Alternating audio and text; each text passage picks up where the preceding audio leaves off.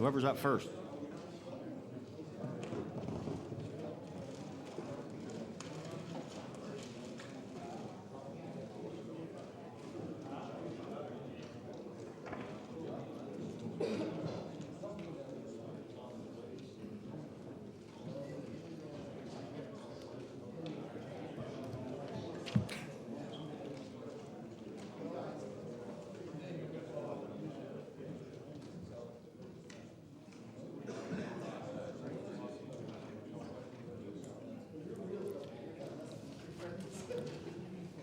Order, please. We'll begin the daily routine. The Honourable Member Cape Breton South on a point of privilege. Thank you, Mr. Speaker. I rise this morning on a point of personal privilege. Mr. Speaker, the government again is demonstrating on a daily basis that it has no shame. They are spending thousands of dollars on political advertising, despite a very clear promise to stop using taxpayers' dollars for politically motivated advertising. Government has also done what it can to stifle democratic discourse, as demonstrated when dealing with the infamous Bill 68. After riding roughshod over nurses, they are now infringing upon the rights and privileges as members of this legislature. Mr. Speaker, I wish to table an advertisement from a local newspaper which clearly shows that the government is presenting government policy as if it were implemented rather than policy that is yet to be considered by this House. In 1997, Mr. Speaker, a government minister in Ontario was forced to resign over a similar matter. Mr. Speaker, I wish to table the ruling of the Ontario Speaker in which he found, and I quote, "In my opinion, they, the government, convey the impression that the passage of the requisite legislation was not necessary or was a foregone conclusion, or that the Assembly and the Legislature had a pro forma, even inferior role in the legislature and lawmaking process, and in doing so, they appear to diminish the respect that is due to this House." Close quote. Mr. Speaker, another breach of privilege has occurred with respect to the budget. On March 26, 2003, the Premier announced that Budget Day is April 3, 2003. That information should have been conveyed first in this chamber before any pronouncements are made outside of this chamber. Once again, Mr. Speaker, the Premier has demonstrated a lack of respect for the rights and privileges of the members of this House, as indicated in the ruling by the Speaker in Ontario, and I would also like to table the ruling by the Honourable Speaker for the province of Ontario. Mr. Speaker, we are a parliamentary democracy, not a so-called executive democracy, nor a so-called administrative democracy. Our government should act accordingly and respect our privileges as members, and I would ask you to rule on that, Mr. Speaker. Thank you. No other intervention. I'll certainly take the matter under advisement. Begin the day routine. Presenting reading petitions. Presenting reports of committees.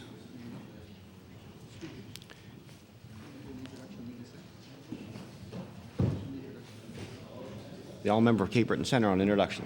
Thank you, Mr. Speaker. Mr. Speaker, in our gallery today we have some very fine women and men that serve this province with a great deal of respect and gratitude, Mr. Speaker. And I'd like to introduce them, if I could, to the assembled.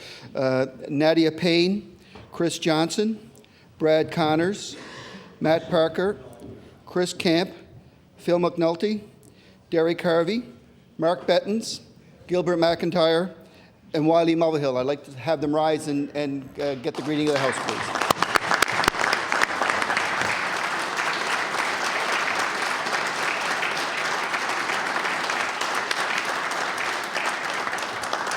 Thank you, and we certainly welcome our special guest to the gallery today. Welcome. Table reports, regulations, and other papers.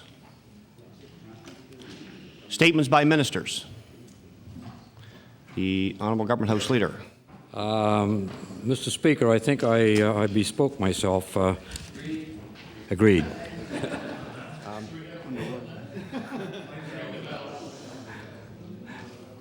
Government notice of motion. Order, please. Yes.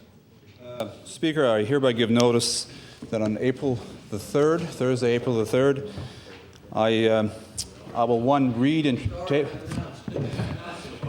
table the message from Her Honour, the Lieutenant Governor, transmitting the estimates of sums required for the service of the province, excuse me, for the fiscal year ending March 31st, 2004, for the consideration of this House. 2, table the estimate books. 3, table the Crown Corporation business plans. 4, table the estimate and Crown Corporation business plan resolutions. 5, deliver my budget speech. And 6, move that the estimates of sums required for the service of the province for the fiscal year ending March 31st, 2004, being supplied to be granted to Her Majesty and the Crown Corporation business plans, be referred to the Committee of the Whole House on Supply.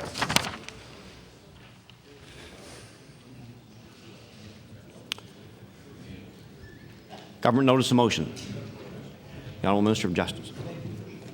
Minister of Transportation, Public Works. Thank you, Mr. Speaker. Occasionally I answer to that one. Yeah, I did it myself. I knew that. Just seeing everybody was paying attention this morning. Yes, that's right. Thank you, Mr. Speaker. And Mr. Speaker, on behalf of my colleague, the Minister of Education. Mr. Speaker, I hereby give notice that on a future day I shall move the adoption of the following resolution. Whereas the Premier and Education Minister joined the Nova Scotia Community College students today to announce a $123 million expansion plan to the college, representing government's single largest investment. And whereas the development of Nova Scotia's community college will bring an additional 2,500 students into Nova Scotia Community College classrooms, enable us to better serve our labor markets with a skilled labor force, enable more students to pursue programs in their chosen field, and enable adults to upgrade their education and training. And whereas this investment is part of the province's Skills Nova Scotia initiative, which involves training and skills upgrading from basic literacy to the use of the most sophisticated technology. Therefore, it be resolved that the members of the House recognize that training and educating skilled workers is a key to Nova Scotia's prosperity and the critical role that Nova Scotia Community College has in preparing a job-ready workforce. Mr. Speaker, I request waiver and passage without debate. Mr. Waivers, it agreed? All those in favour say aye. Government none nay. Motion is carried. Government House Leader. Mr. Speaker, I hereby give notice that on a future day I shall move the adoption of the following resolution. Whereas on March 5, 2003, HMCS Fredericton and the HMCS Iroquois set sail to the Arabian Sea as part of Operation Apollo, Canada's military contribution to the international campaign against terrorism. And whereas the brave men and women of HMCS Iroquois and HMCS Fredericton will continue to work with the efforts of Operation Apollo to help protect the people of our country in the fight against terrorism. And whereas Canadians are grateful for the work of all our service personnel in what are very uncertain times, therefore be it resolved that members of this House thank the crews of HMCS Iroquois and HMCS Fredericton for their heroic roles in Operation Apollo and send each and every one best wishes for their safe return home. And Mr. Speaker, I request waiver of notice. Request for waivers, it agreed? All those in favour say aye. Countermanded nay. Motion is carried. The Honourable Minister of Tourism and Culture. Mr. Speaker, I hereby give notice that on a future day I shall move the adoption of the following resolution. Whereas on February 23rd, 2003, Colleen Jones led Nova Scotia's Team Canada to its three-peat win at the Scott Tournament of Hearts in Waterloo, Ontario. Whereas Colleen Jones has more Canadian titles than any other female skip, with wins at the 1982, 1999, 2001, 2, and 3 Scott Tournament of Hearts. And whereas her skills and determination have earned Ms. Jones and Team Canada the 2001 World Curling Championships. Therefore, be it resolved that all members of this House congratulate Colleen Jones on her recent win at the Scott Tournament of Hearts and wish her and Team Canada all the best at the World Curling Championships in Winnipeg, Manitoba, April 5th to April 13th. Mr. Speaker, I request waiver of notice. Passes without debate. Waivers, it agreed? All those in favour say aye. Countermanded nay. Motion is carried. The Honourable Minister of Community Services. Yes, thank you, Mr. Speaker. Mr. Speaker, I hereby give notice that on a future day I shall move the adoption of the following resolution. Whereas I have had the pleasure, on behalf of the Premier, of proclaiming this week, March the 23rd to the 29th, as Social Work Week in Nova Scotia. And whereas staff of the Department of Community Services and the Nova Scotia Association of Social Workers are working together in the supervision of students in the Bachelor and/or Masters of Social Work program at the Maritime School of Social Work, ensuring a strong and dedicated social work profession for the future. And whereas a highlight of the week was the awarding of the Canadian Association of Social Workers Distinguished Service Award to Ms. Elaine Campbell, a clinical social worker in the Mental Health Department of the Colchester Regional Hospital for the last 20 years, for displaying dedication and leadership in her field. Therefore, be it resolved that MLAs applaud the tremendous efforts of our social workers this week and year-round for the challenging work for which they are responsible in this vital field. And Mr. Speaker, I request waiver. Request for waivers, it agreed? All those in favour say aye. Countermanded nay. Motion is carried. The Honourable Deputy Premier. Mr. Speaker, on behalf of the Premier, I hereby give notice that on a future day I shall move the adoption of the following resolution.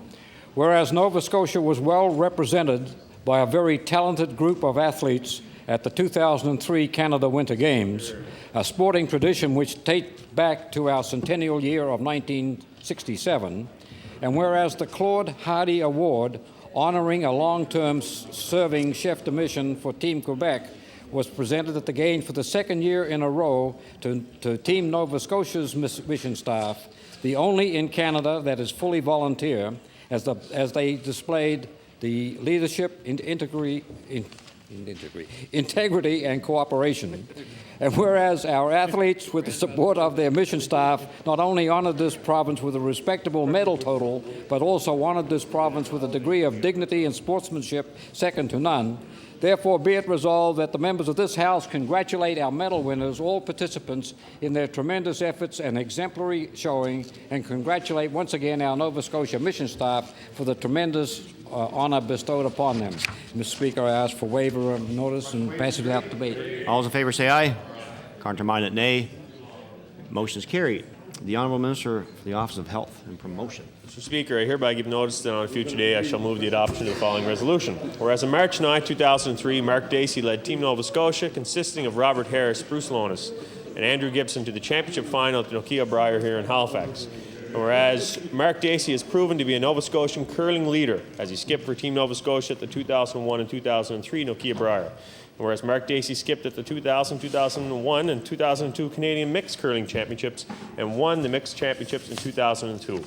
Therefore, be it resolved that members of this House join me in congratulating Mark Dacey and his talented team on their outstanding performance at the 2003 Nokia Brier, an event which made Halifax and Nova Scotia proud, and wish Mark and his teammates the best of luck with future opportunities now before them as a result of their success. And Mr. Speaker, I request waiver of notice, passage without debate. For waivers are agreed. All those in favour say aye.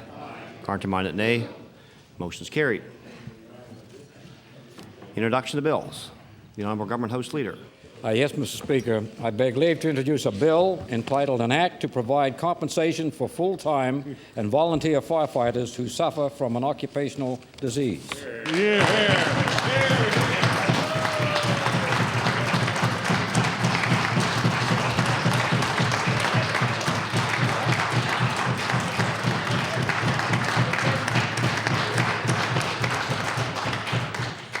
The Honourable Deputy Premier begs leave to introduce a bill entitled An Act to Provide Compensation for Full-Time and Volunteer Firefighters Who Suffer from an Occupational Disease.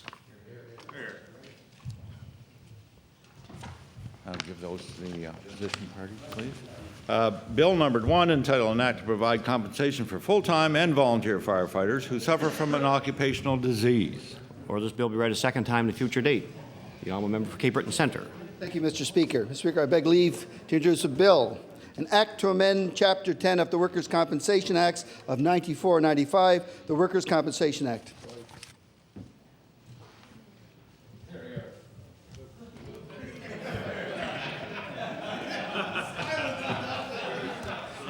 The Honourable Member for Cape Breton Centre begs leave to introduce a bill entitled An Act to Amend Chapter 10 of the Acts of 1994-95, the Workers' Compensation Act. You guys got better rhythm. Give those to the government and the other opposition party. Bill number 2, entitled An Act to Amend Chapter 10 of the Acts of 1994-95, the Workers' Compensation Act. Or this bill be read a second time at a future date. The Honourable Minister of Service, Nova Scotia and Municipal Relations. Mr. Speaker, I beg leave to introduce an act to amend Chapter 13 of the Acts of 1995-1996, the Personal Property Security Act. The Honourable Minister of Service, Nova Scotia and Municipal Relations begs leave to introduce a bill entitled An Act to Amend Chapter 13 of the Acts of 1995-96, the Personal Property Security Act. The opposition parties. Bill number 3, entitled An Act to Amend Chapter 13 of the Acts of 1995-96, the Personal Property Security Act. Or this bill be read a second time at a future date. The Honourable Leader of the Official Opposition. Thank you, Mr. Speaker. I beg leave to table a bill entitled An Act to Amend Chapter 203 of the Revised Statute 1989, the Homes for Special Care Act, to ensure the fair treatment of residents of a nursing home or home for the aged or disabled.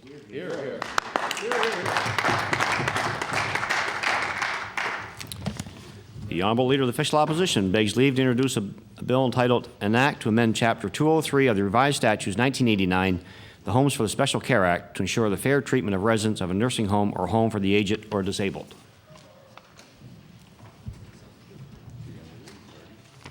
Bill numbered 4, entitled An Act to amend Chapter 203 of the Revised Statutes 1989, the Homes for Special Care Act, to ensure the fair treatment of residents of a nursing home or home for the aged or disabled. Or this bill be read a second time at a future date. The Honourable Leader of the Official Opposition. Thank you, Mr. Speaker. I beg leave to table a bill entitled An Act to amend Chapter 13 of the Acts of 1994, the Universities Assistance Act, to freeze university tuition fees and to require an action plan to be developed for sustainable university funding. Hear, hear.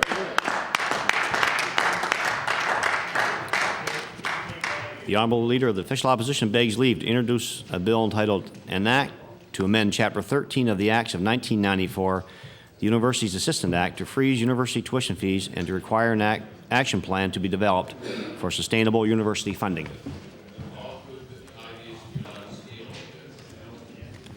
Bill 5, entitled An Act to amend Chapter 13 of the Acts of 1994, the Universities Assistance Act, to freeze university tuition fees and to require an action plan to be developed for sustainable university funding. Order this bill be read a second time at a future date. The Honourable Member for Halifax Needham. Thank you very much, Mr. Speaker. Mr. Speaker, I beg leave to table a bill titled An Act to Prohibit Smoking in Public Places.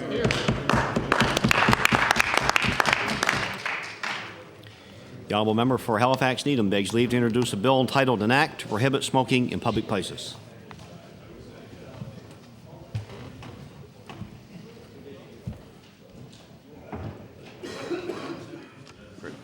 Bill numbered 6, entitled An Act to Prohibit Smoking in Public Places.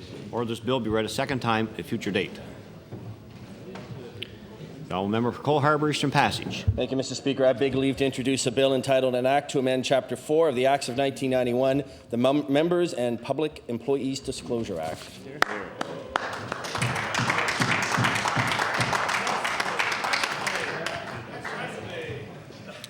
The Honourable Member for Cole Harbour Eastern Passage beg leave to introduce a bill entitled An Act to amend Chapter 4 of the Acts of 1991, the Members and Public Employees Disclosure Act.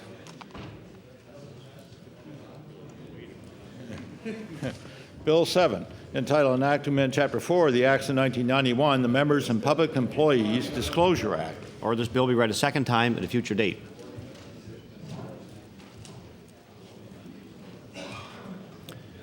Notice of motion. The Honourable Leader of the Official Opposition. Thank you very much, Mr. Speaker. I hereby give notice that on a future day I shall move the adoption of the following resolution. Whereas last year Nova Scotians faced a 65% increase in the cost of auto insurance, the second highest increase in Canada. And whereas no one is certain where the insurance industry points the finger of blame for the huge increases, whether it's the lawyers, the claimants, poor investment markets, other than that they aren't pointing the finger at themselves. And whereas it is certain, however, that the current private auto insurance system in Nova Scotia is not the best way to protect consumers against arbitrary and unfair prices for mandatory coverage, therefore be it resolved that this government join the NDP in exploring all options available in delivering insurance coverage, including public auto insurance, so that Nova Scotians can have the full range of choices before them. Mr. Speaker, I move waiver, passage without debate. Question for waivers is agreed. I hear a no. Notice is tabled. The Honourable Member Cape Breton South.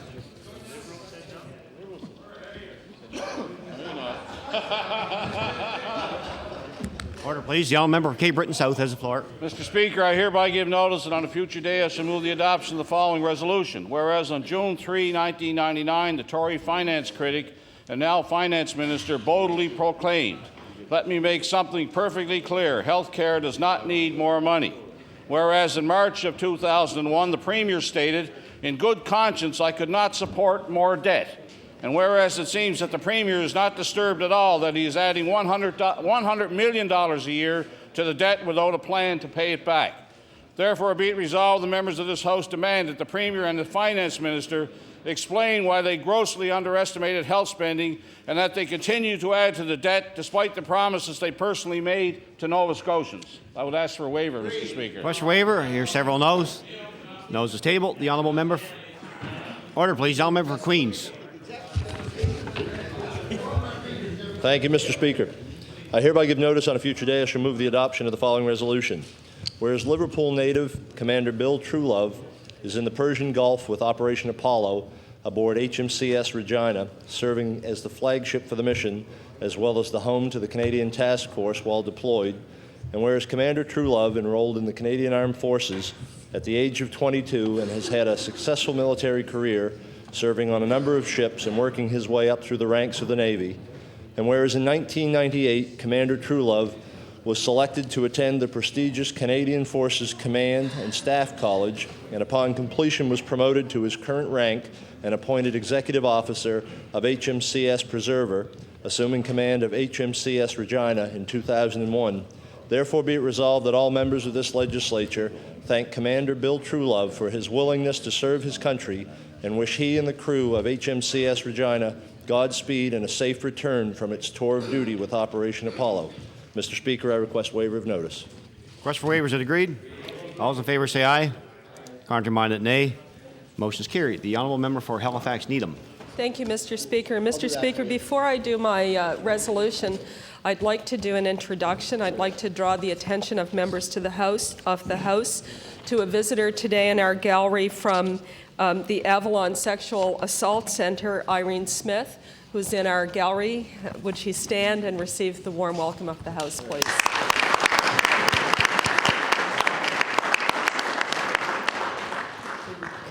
Certainly welcome our special guest to the gallery today, the honourable member for Halifax Needham on her resolution. Thank you very much, Mr. Speaker. I hereby give notice that on a future day I shall move the adoption of the following resolution. Whereas Avalon Sexual Assault Center is a support group that provides a much-needed service, particularly for victims throughout the metro area, and whereas this center, which offers individual counseling, therapy, and professional training for its clients 24 hours a day, 7 days a week, is trying desperately to cope with an ever-growing waiting list, and whereas this center has been the only support group in the province to offer these services and has not received an increase in provincial funding for 10 years, therefore be it resolved that the Premier commit to providing additional funding in order to keep the Avalon Sexual Assault Center operating and providing an important service to the community. Mr. Speaker, I seek waiver and passage without debate. Question waiver is agreed. Here are no. Notice is tabled. The honourable member for Clare. Thank you, Mr. Speaker. Mr. Speaker, I hereby give notice that on a future day I shall move the adoption of the following resolution. Whereas, if nothing else, the last 4 years have proved to Nova Scotians that this government did not have a plan for improving the well-being of all of our citizens. And whereas this is clearly evident when you look at the record of this government when it comes to supporting and enhancing community-based options in this province. And whereas one of the recommendations of the Kendrick report, appointing a blue ribbon committee to begin developing a 5-year plan for community-based options would have cost this government absolutely nothing, therefore it be resolved that this government immediately appoint a blue ribbon committee as recommended 2 years ago in the Kendrick report so that policy changes can be developed for community-based options in this province. Mr. Speaker, I would ask for waiver, please. Question for waivers is agreed. I hear several noes. Notice is tabled. The honourable member for Colchester Musquodoboit Valley. Thank you, Mr. Speaker. Mr. Speaker, I'm presenting this on behalf of the MLA for Dartmouth South. I hereby give notice that on a future day I shall move the adoption of the following resolution. Whereas the Order of Canada recognizes Canadians that have made a positive impact on the lives of others and is our country's highest honour for lifetime achievement, and Charles Keating of Dartmouth, as one of Canada's exemplary citizens, is being honoured through membership in the Order of Canada. And whereas Mr. Keating has been successful in the communications field as an entrepreneur and contributed to the growth of Dartmouth and its community through numerous volunteer and financial support for the St. FX University Millennium Centre, named in his honour, and whereas Mr. Keating was instrumental over the past few years in the improvements in the delivery of healthcare in Nova Scotia through his chairmanship board of the QE2 Hospital. Therefore, be it resolved that members in this House congratulate Charles Keating on the receipt of the prestigious Order of Canada and thank him for his many contributions to his beloved community of Dartmouth and to the province as a whole. And, Mr. Speaker, I request waiver notice. Waivers is agreed. All those in favour say aye. Contrary-minded, nay. Motion is carried. The Honourable Minister of Tourism and Culture on introduction. Thank you very much, Mr. Speaker. Mr. Speaker, in the West Gallery, we have a guest here from Inverness County, one of our municipal councillors from the Marguerite-Bellecote area. And I would ask Gloria LeBlanc to stand and receive the warm welcome of the House.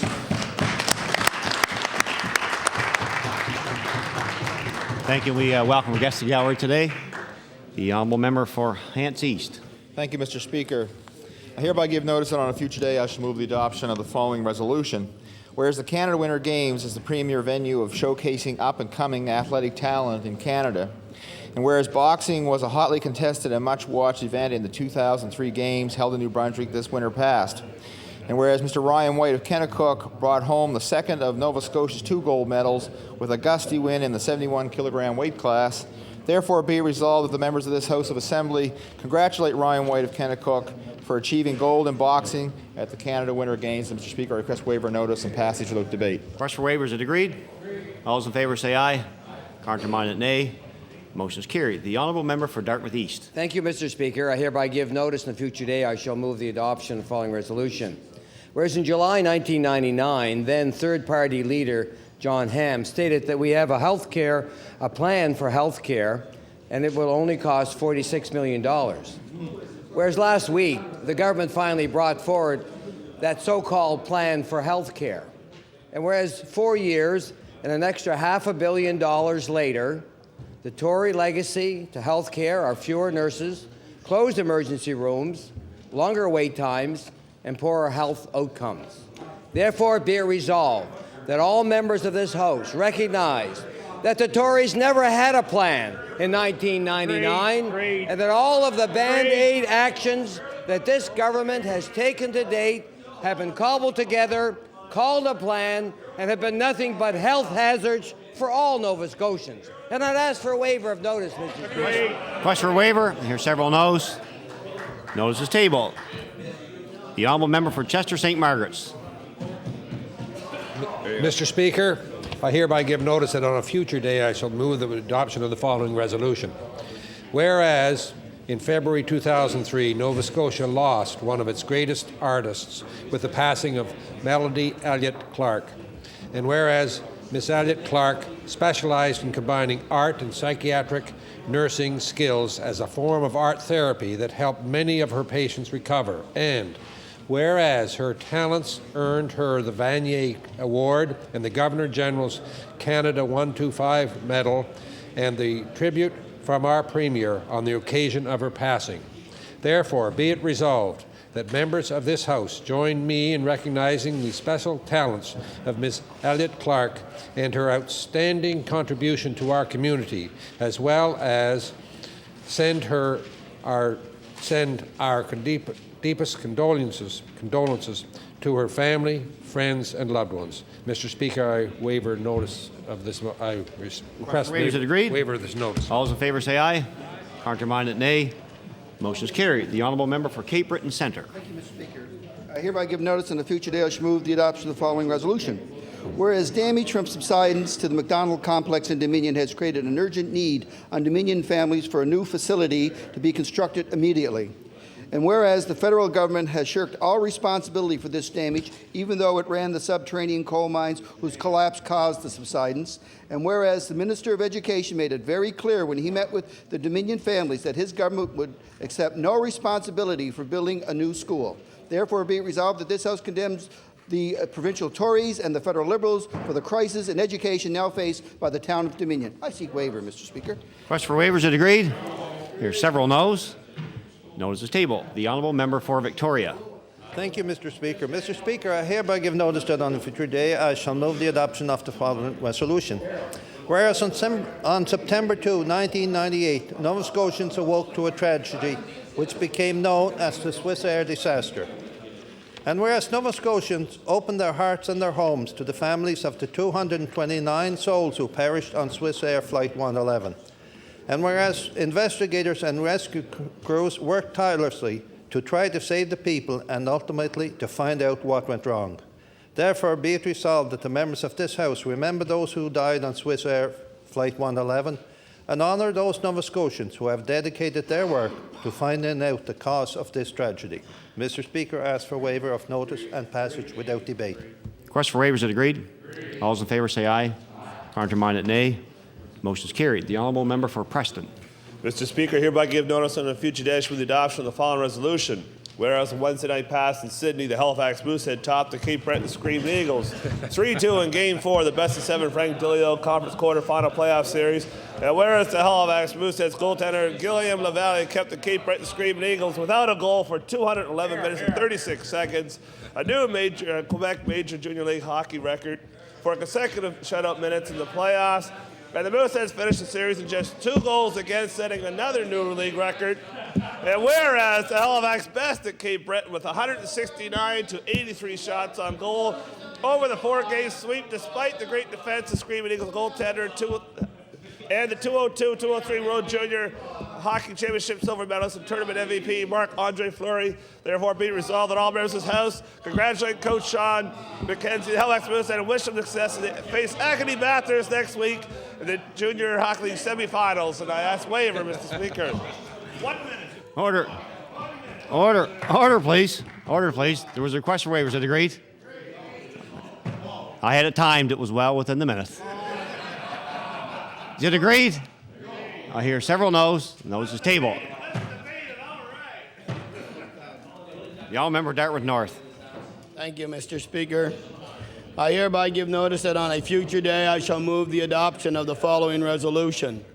Whereas in 1985, the Rotary International launched Polio Plus, a long-term $500 million commitment that today, coupled with a Rotarian ability to inspire volunteers, has the world on edge of eradicating polio virus. Whereas today Canada is polio-free, and since 1985, the number of cases worldwide has decreased by 99%, and only 10 countries are still afflicted by the new polio cases.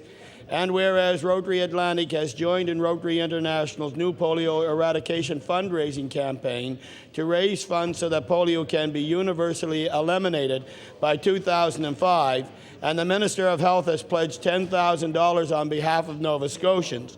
Therefore, be it resolved that this House commend Rotary Atlantic and the Minister of Health for their efforts to eradicate polio in those countries still plagued by the disease. Mr. Speaker, I request waiver and passage without debate. Request for waivers is agreed. All those in favour say aye. Counter-minded, nay. Motion is carried. The honourable member for Cape Breton Nova. Mr. Speaker, yes, here we go. Mr. Speaker, I hereby give notice on a future day I shall move adoption of the following resolution. Whereas the United Steelworkers of Etobicoke, Ontario, were so upset with the poor quality of representation in Cape Breton Nova, Nova Scotia, that they sent $6,333.50 to the NDP campaign of unsuccessful candidate Gordy Goss. And whereas another union, identified only as the UFCW of Mississauga, Ontario, feeling the same way, sent $4,737.78 to the Cape Breton Nova NDP. These two totaling $11,071.28. And whereas other unions of like mind sent a further $5,345.20 to the Goss NDP effort, the total altogether being $16,416.48, which is almost equal to the $20,000 spent altogether by the Liberal Party in the same riding. Resolved that these statistics, available in the Chief Electoral Officer's 1999 Annual Statement of Political Contributions, show that the NDP has much to answer for prior to them pointing the accusing fingers at any others. Order, please. The honourable member for Halifax. Order, please. No, order, please. That resolution was too long. The honourable member for Halifax Bedford Basin. Mr. Speaker, I present this resolution on behalf of my colleague, the MLA for Halifax Citadel. Mr. Speaker, I hereby give notice that on a future day I shall move the adoption of the following resolution. Whereas the most exciting night of the year for those involved in the movie business is the Oscar Awards ceremony, and whereas the industry hands out its most prestigious honors, Whereas this year, Oscar for the Best Feature Documentary has gone to Bowling for Columbine, a provocative film on the culture of fear and violence that we live in today. And whereas Bowling for Columbine was produced by Halifax's own Michael Donovan and Charles Bishop of Salter Street Films, and both say that the documentary exceeded all of their expectations, therefore be it resolved that all members of this House congratulate this talented team on their well-deserved Oscar victory and wish them success in all their future productions. Mr. Speaker, I seek waiver. Request for waivers is agreed. All those in favor say aye. Contrary-minded, nay. Motion is carried. The honourable member Cole Harbour Eastern Passage. Thank you, Mr. Speaker. I hereby give notice that on a future day I shall move the adoption of the following resolution. Whereas Eastern Passage, with its strong and vibrant community spirit, would not be the community it is today without its service clubs, churches, and various community activities. And whereas Ed DeYoung has been an integral part of almost all institutions in Eastern Passage, including Eastern Lodge 8686, the Athletic Association, the Lions Club, the Knights of Columbus, the Summer Carnival, the Beacon, and many others. And whereas Pat DeYoung has provided invaluable service and volunteer support to St. Andrew's Church, the Lionettes, Ocean View Manor, Canadian Blood Services Donor Clinics, the Tallahassee Seniors Club, the Eastern Passage Community School, and many other organizations. Therefore, be it resolved that this House recognize the incredible volunteer spirit of Ed and Pat DeYoung of Eastern Passage and thank them for their ongoing efforts to make Eastern Passage the unique community it is today. And I ask for waiver, Mr. Speaker. Request for waivers is agreed. All those in favor say aye. Contrary-minded, nay. Motion is carried. The honourable member for Glace Bay. Mr. Speaker, I hereby give notice that on a future day I shall move the adoption of the following resolution. Whereas yesterday's throne speech implied that the government was building more schools than ever before, and whereas the government school construction record pales in comparison to the 39 schools built under a Liberal government.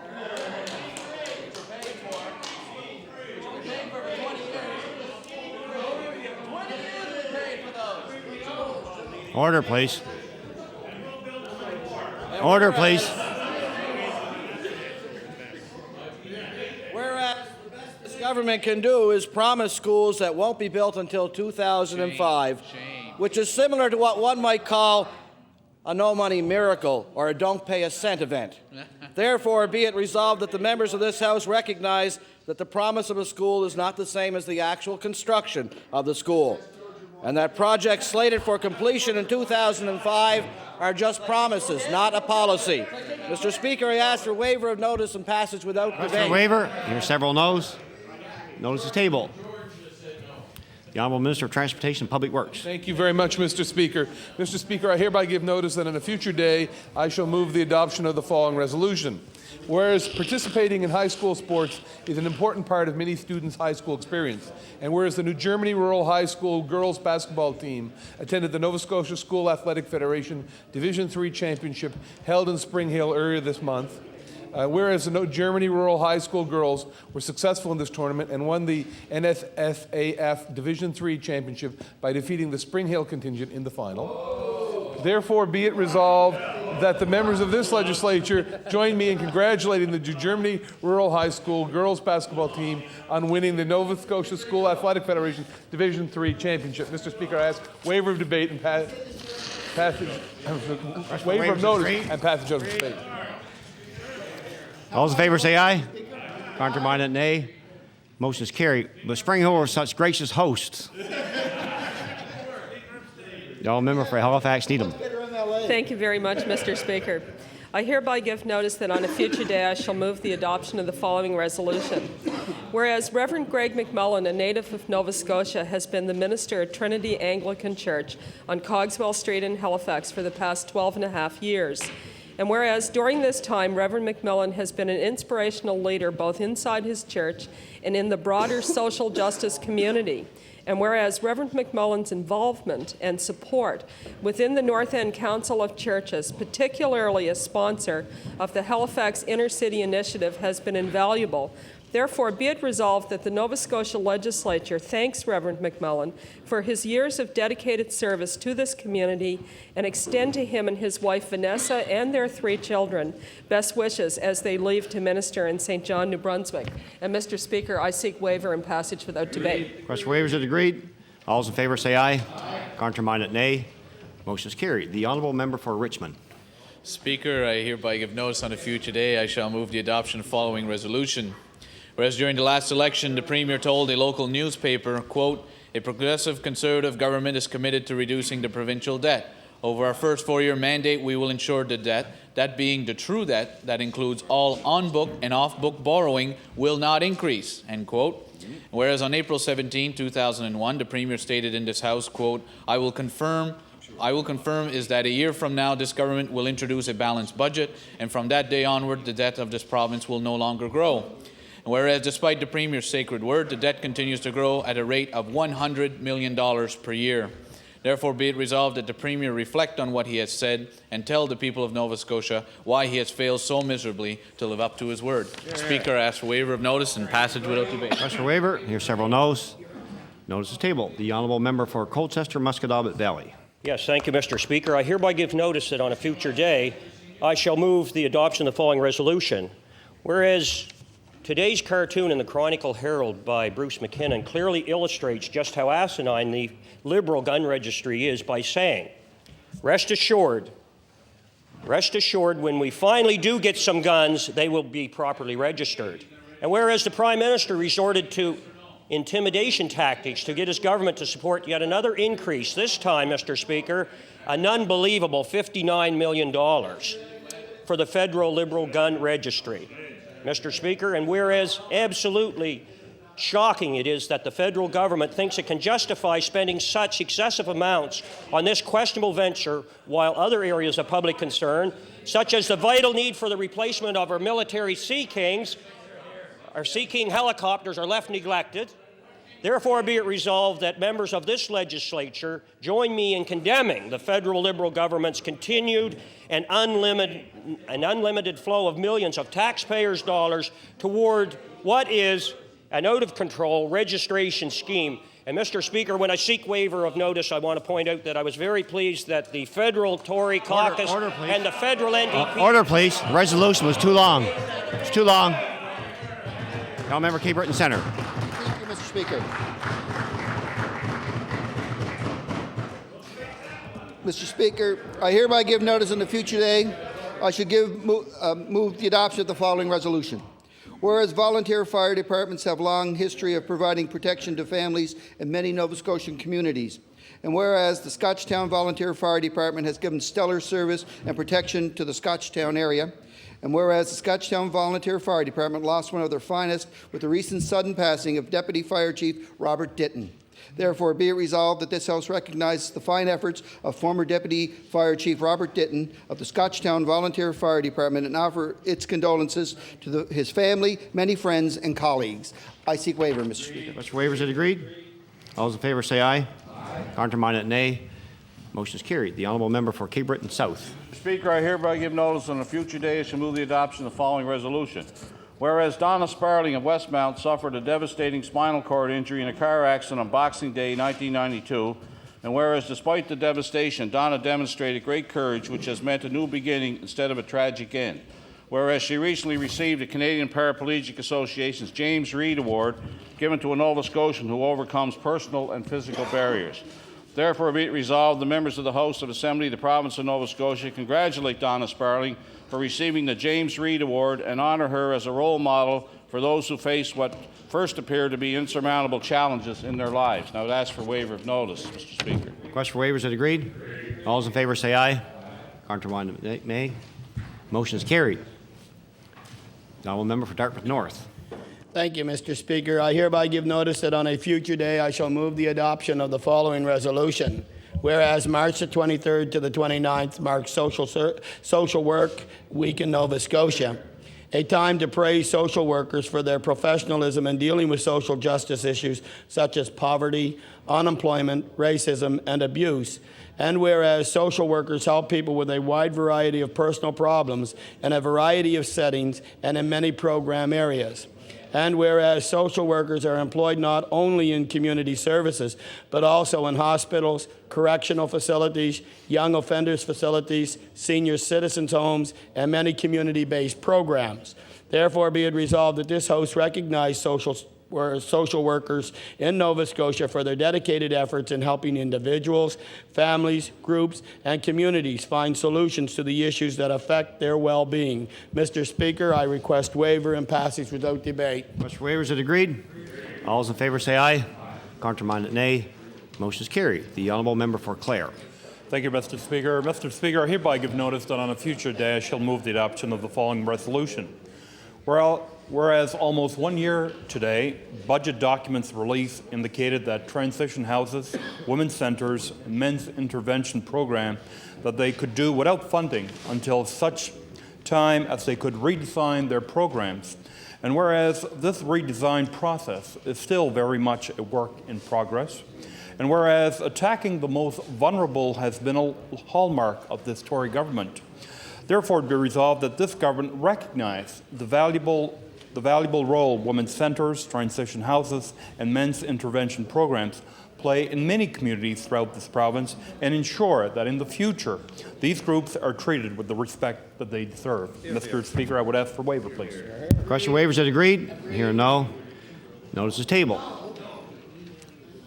The honourable member of Cole Harbour Eastern Passage. Thank you, Mr. Speaker. I hereby give notice that on a future day I shall move the adoption of the following resolution. Whereas Paul and Hilda Soward were married on March 28, 1933 at St. Andrew's Church in Eastern Passage.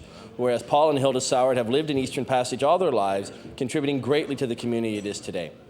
Whereas Paul and Hilda Soward raised one daughter and now have 3 grandchildren, great-grandchildren, and even great-great-grandchildren. Therefore, be it resolved that this House congratulate Paul and Hilda Soward of Eastern Passage on their 70th wedding anniversary and wish them many more years of happiness together. I ask for waiver, Mr. Speaker. Question for waiver, is it agreed?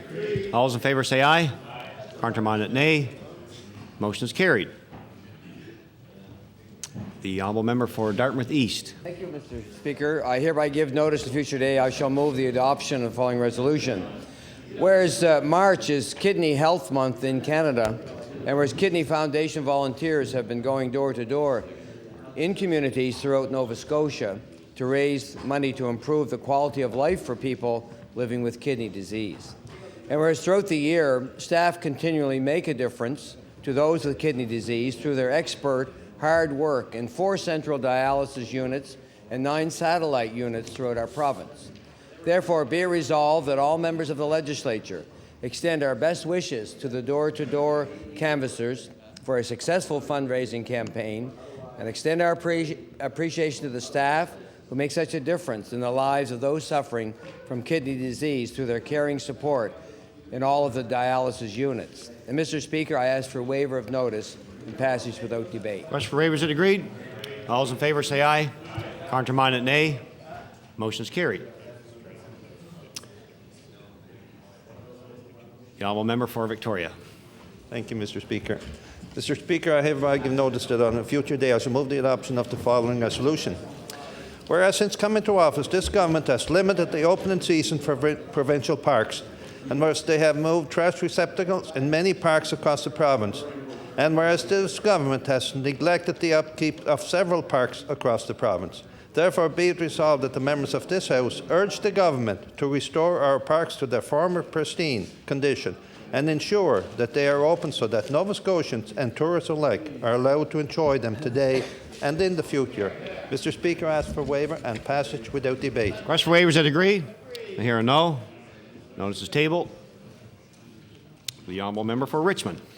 Speaker, I hereby give notice on a future day I shall move the adoption of the following resolution. Whereas in his last budget address, the finance minister said, quote, "The ramifications of 40 years of borrowing are clear. The debt is not only robbing all Nova Scotians of opportunities today, if left unchecked, it will rob our children of the kind of hope, opportunity, choice, and prosperity we all want for them tomorrow," end quote.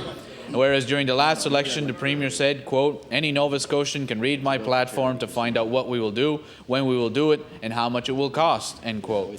Whereas this year alone, the Tories are borrowing more than twice as much as promised in their $46 million platform. Therefore, be it resolved that the government realize that Nova Scotians did read their Blue Book, they found out what was promised, and they know that the $46 million price tag bears no resemblance to reality. Speaker, I ask for waiver and passage without debate. Waiver. You have several noes. Notice is tabled. The honourable member for Cape Breton Nova. Mr. Speaker, I hereby give notice that on a future day I shall move adoption of the following resolution. whereas the NDP has yet to explain how the United Steelworkers of Etobicoke, Ontario volunteered to be dinged $6,333 for NDPing on behalf of Gordy Goss.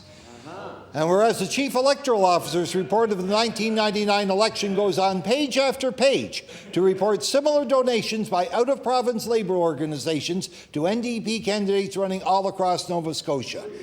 And whereas the NDP engineered these donations so that they would be made to local candidates rather than to the central party organization, so as to bypass attention. So as to bypass attention on them being made in the first place.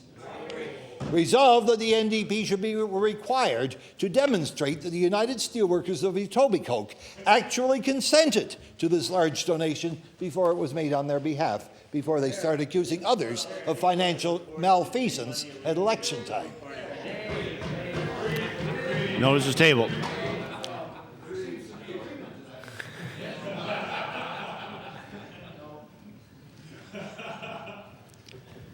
Orders today, the Honourable Government House Leader. Mr. Speaker, before we get into government business, I'd ask for the agreement of the House to revert the order of business statements by ministers. Agreed? Agreed. The Honourable Minister of Natural Resources. Thank you, Mr. Speaker, and thank the members opposite for reverting back to the business of the House. Mr. Speaker, today I have the pleasure of announcing to you and my colleagues changes to the moose hunting season that will be implemented this year. The moose hunt in Nova Scotia is extremely popular among residents, as evidenced by the more than 11,000 applications received last year for opportunity to receive one of 200 licenses. This year, the Department of Natural Resources has made some changes to the fall moose hunt, including the introduction of moose management zones. The department has introduced 4 zones in Victoria and Inverness counties, the only counties in the province where moose hunting is permitted. Mr. Speaker, in addition to that, we are initiating 2 one-week seasons instead of a single 2-week season. I am pleased to announce that as a result of these changes, we are able to offer an additional 110 licenses to hunters.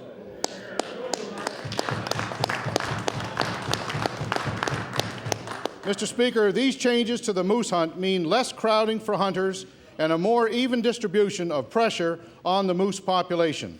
Ultimately, this new system will allow more people to hunt moose and will result in safer, better quality hunting experience. Thank you, Mr. Speaker. The Honourable Member for Hants East. No puns. Thank you. Thank you, Mr. Speaker. I guess I'm quite pleased to have been in the House when a statement like this was read. I would appreciate, although as much as I thank the Minister for giving me the statement ahead of time, it would really be nice to have one that had some facts in it. It is true that the moose hunt is very popular among Nova Scotia residents, not that popular among moose. But I want him to know that that certainly would expect there would be some uptake by Nova Scotia residents for this. I think presently it's a 5-year lapse. If you attain a moose license, you can't apply again for 5 years. I think practically all of the 200 license holders every year bag moose, so the population decreases by about 200 animals a year, and I would feel quite sure that the extra 110, bringing that to 310, they'll probably fill those as well. So I'd like to know what the conservation information is saying about population dynamics in regard to the moose there. The statement around a more even distribution of pressure on the moose population, I'm curious as to what focus group you approached on this, whether that was with Bullwinkle. There's no information here in this statement around these 4 zones, and I'm not sure if the minister, when he makes a comment around even distribution of pressure, if he thinks that the moose know where the zones are. It'd be my impression that they're probably traveling throughout those counties and so therefore putting people in particular areas, and I'm assuming that's what this means, that you get a license for a particular zone, but that wasn't made clear in the minister's statement. So anyway, what I say to the minister is thank you for the statement. I think that Nova Scotians would be pleased to have a greater opportunity to engage in the moose hunt, and certainly as long as the work is done on moose population dynamics to ensure that the population is safe. And I'd also like to know from the minister about what the department is doing in regards to other small moose population pockets, like there's one in the Annapolis Valley, I understand, and what's being done around habitat and trying to ensure that that population is secure, because I think that's one that's definitely in danger. So with those comments, I thank the minister, and I hope this works out to be a good promotion by the province and good for the residents as well as the moose population. Thank you, Mr. Speaker. The honourable member for Victoria. Thank you very much, Mr. Speaker. And I, too, want to congratulate the Minister for the statement and also for sending me a copy of his statement prior to coming to the House. Mr. Speaker, as I read through the Minister's statement, there are some good things we see in it, both for the moose population, I believe, and for the local residents who live and who are affected by the nuisance moose, as we call them. I'm sure, Mr. Speaker, that they will be happy with the 110 2 weeks period of hunting. I guess that translates into 220 moose. I'm sure the residents of particularly northern Victoria will be happy with that. Mr. Speaker, the problem that seems to surface for the most part in both Victoria and Inverness County is the lack of local participation in the draw. Mr. Speaker, there are between 11,000 and 12,000 applications, but very few of these go to the local area. Mr. Speaker, they feel in the area that there should be a special draw for the two counties affected where the moose hunt takes place.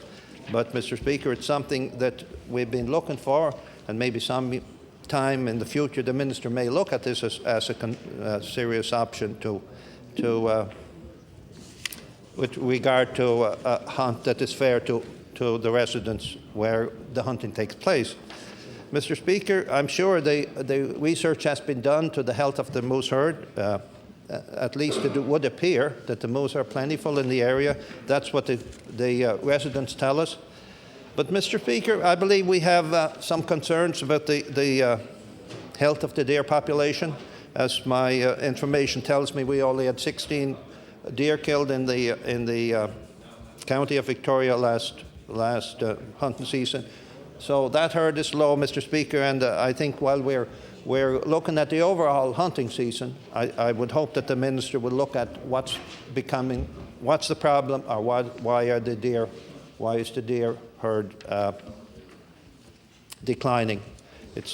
So with these few comments, Mr. Speaker, again, I want to thank the Minister. I think it's a good statement, and I think it satisfies a lot of people, both the hunter and the residents. Thank you. The Honourable Government House Leader. Yes, Mr. Speaker. Mr. Speaker, I move that the adjourned debate on the speech in reply to the address from the throne be now resumed. The Honourable Leader of the Official Opposition, you have 48 minutes left. Thank you, Mr. Speaker. I'm sure that will be enough time to have a look at the government's throne speech. I was reminded, not only as I was reading the paper today, but as I was reading through the document yesterday, that it reminded me of something borrowed, something blue, I think is the expression. They went through and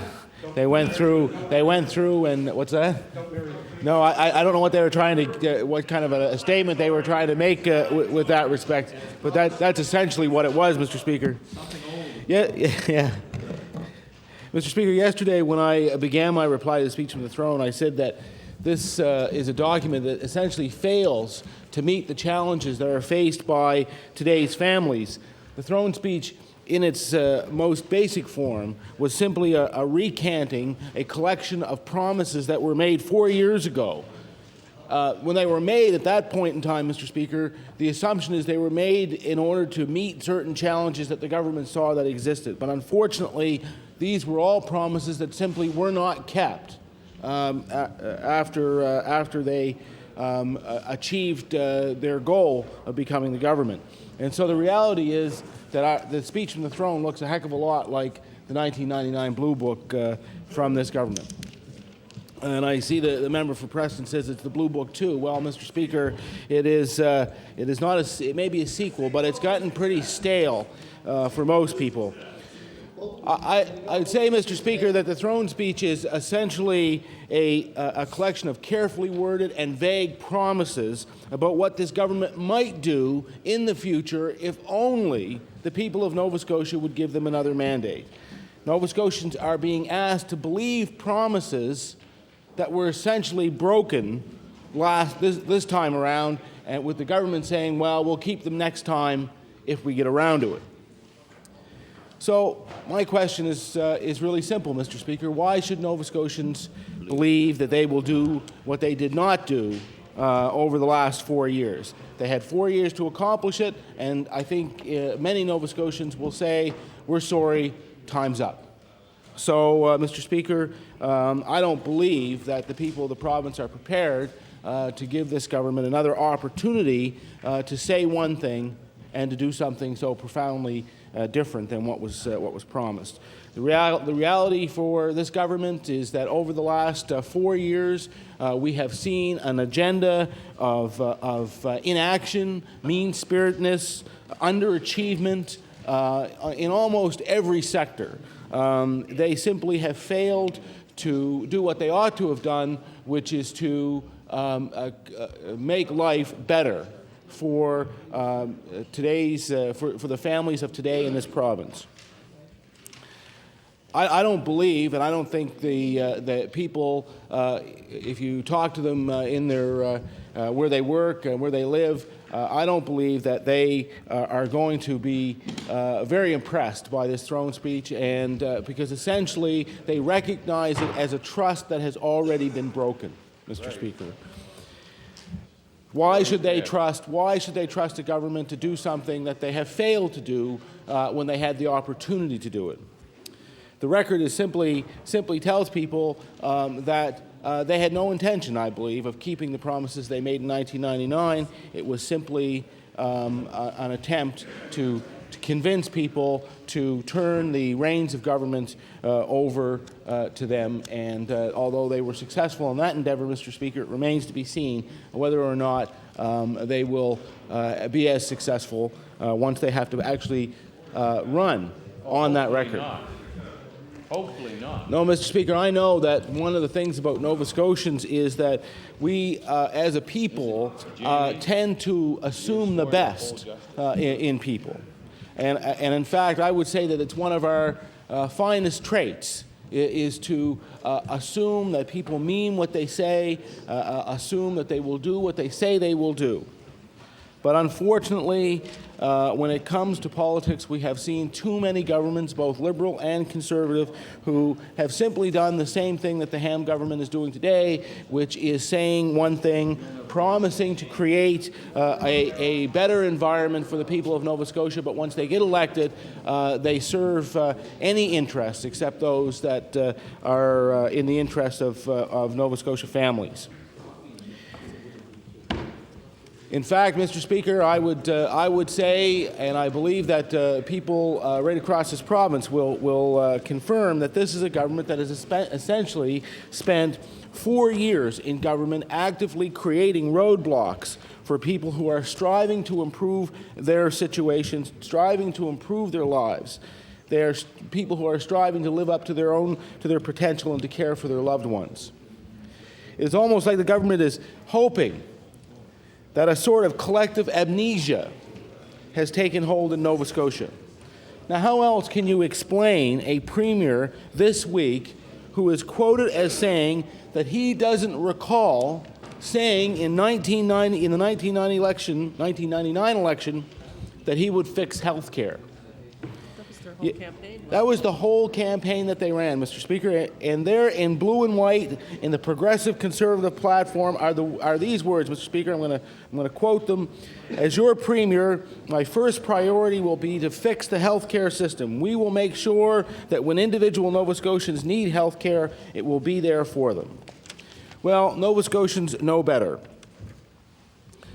They know that based on reality, based on what they have experienced, I want you to remember, Mr. Speaker, that this is a government that tried to cut the feeding program for sick children. As one reporter said to the Minister of Health at the time, you just don't get it, do you? Well, Mr. Speaker, the minister finally got it, but only after the immense pressure that was put on by the opposition and by people who were simply outraged by the position of a minister who couldn't seem to understand that there was something wrong with cutting off a feeding program for sick children. Let's not forget, Mr. Speaker, that this is a government that set up an ambulance fee structure so unfair that when one of our MLAs challenged it on behalf of a group of Nova Scotians, the government backed down instead of going to court. Under this government, emergency rooms have been repeatedly cut and closed in communities like New Waterford. And hospitals in Pictou County lost vital services. That means families must travel even further to obtain necessary tests. We have seen services stripped out of rural hospitals like the one in Queens County. The throne speech speaks proudly of our two fine tertiary hospitals in Metro, the IWK and the QE2. And I agree. These are excellent facilities with excellent staff, of which we should all be proud. But they also face daunting tasks thanks to this government's health care budgeting and approach. The fact is that in the 2002 budget, the QE2 said that funds are provided by the government to run its facilities would result in a cutback on the number of patients it accepts, the number of operating rooms, inpatient beds, and in ambulatory care. In its 2002 budget documents, the IWK expressed concerns that there continues to be many gaps in the needed services for children and youth in those facilities. Chronic health problems create huge burdens for children, youth, their families, their communities. Wait lists for services have continued to grow, as well as staff turnover continues to increase. Under this government's watch, cardiac waiting lists have grown longer, and yet at the same time, we have sent cardiac surgeons out of this province to reduce waiting lists elsewhere. In a province where operating rooms have been opened rather than shut down. This is a government that, despite promising in 1999 to improve the working situation for nurses, went so far out of their way to poison the working environment for nurses and other healthcare workers with Bill 68, Mr. Speaker. Bill 68, a bill which will not be soon forgotten by healthcare workers in this province. I'm sure you can remember it, Mr. Speaker. I don't know who could forget. I know that healthcare workers certainly don't forget. It's a government that used back-to-work legislation twice in the first 3 years of its mandate. And who did they use it with, Mr. Speaker? With healthcare workers and nurses and with paramedics. Mr. Speaker, people who are dedicated to saving the lives of the people of this province. So little respect for the work that they do that the government was not only inclined but put into action some of the most regressive legislation that we have ever seen in this province, and in fact have ever seen in this country, Mr. Speaker. Legislation that would limit some basic freedoms like freedom of association. It was a sad day in the history of this government. So there is a pattern emerging here, Mr. Speaker, a pattern of health care promises made and health care promises broken. This same Premier we see here today promising to do better by today's families tomorrow said he would fix health care by drastically reducing administration and putting that money into eyeball-to-eyeball health care. Instead, Mr. Speaker, what have we experienced? We have seen layer upon layer of new paid communication staff to the health department to the tune of $2 million. Mr. Speaker, increasing administration. The administration in healthcare is a flourishing business in this province, Mr. Speaker.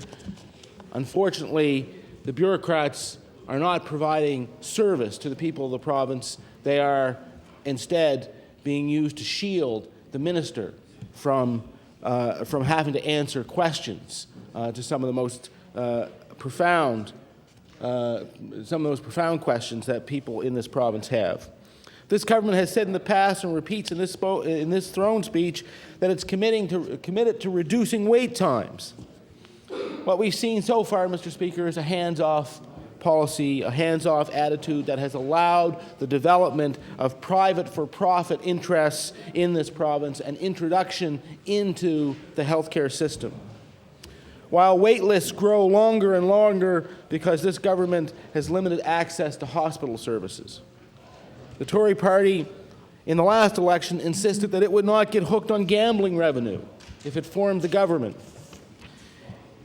And yet, just a few months ago, we've learned that the former health minister ignored his own in-house gambling addictions experts and went ahead with a new video lottery terminals that he knew were more, not less, addictive as he claimed when the machines were first introduced. Yet another example of how this government has simply lost its compass and puts budgets ahead of people. And let's not forget that this government's miserly approach to nursing home residents and their families. Despite the obvious unfair treatment of seniors and other nursing home residents, this government has been pulled kicking and screaming into doing the right thing inch by inch.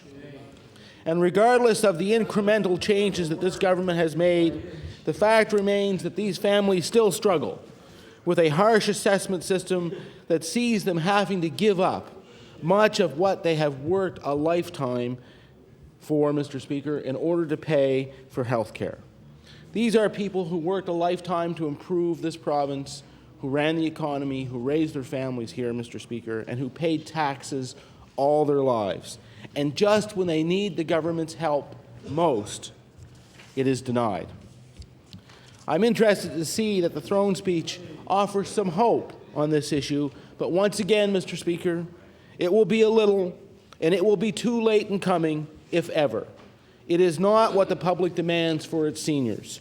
They demand that the costs of health care in nursing homes be covered, nothing less. The Premier knows that he can do that now. He knows that he could show the seniors of this province that he is at least willing to be pushed if he won't lead.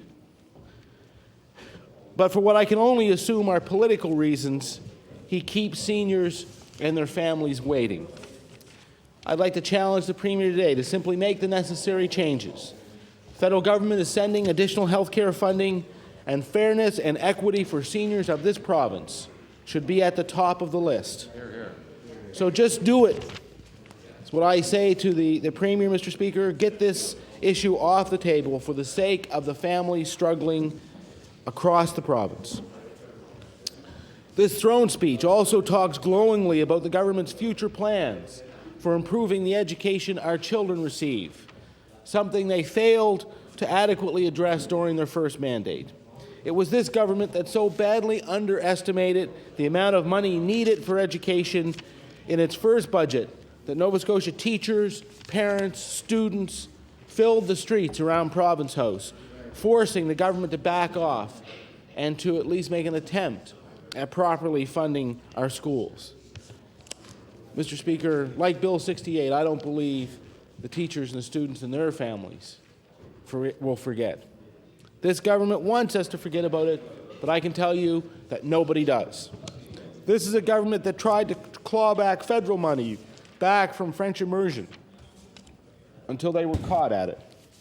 And it is a government that, despite the massive community support for École Beaufort, let that school close and its French immersion program start to slip away.